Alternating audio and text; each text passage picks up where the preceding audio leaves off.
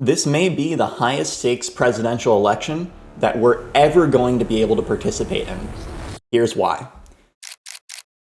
Do you remember where you were on January 6th?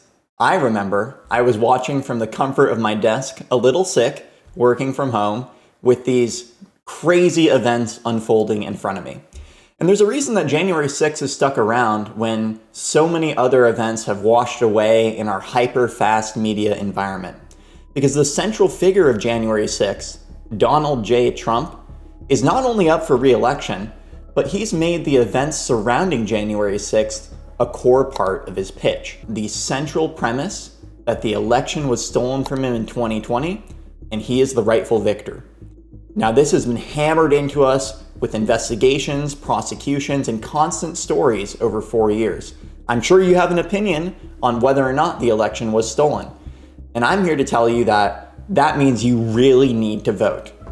Let's consider two cases. First, let's consider the world where we agree the election was stolen. That means Donald Trump is one of the greatest American heroes of all time, a man who has fought corrupt prosecutions in a corrupt government administration to fight for justice, for what's right. If you think the election was stolen, you have a moral obligation to vote for Trump, and I encourage you to get to the ballot box as fast as possible. But let's consider the second case. What if you think that the election was not a steal and that Trump is lying? Well, that means that he is a Machiavellian threat, much more like a dictator than a hero, and you have a moral obligation to get to the ballot box and to vote against Donald Trump. So this high stakes framing is very Trumpian, and he's gone all in, whether it's to preserve democracy from his perspective, or whether it's because he's narcissistic and refuses to lose. You surely have an opinion here, and that means you need to get out to vote.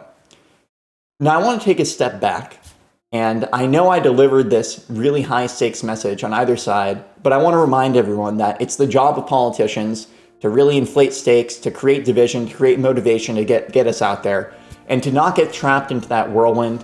You know, we're all Americans, we all believe in freedom, we all want each other to succeed. So while this election is very important because of the framing, don't let that distract you from the fact that we're all in this together.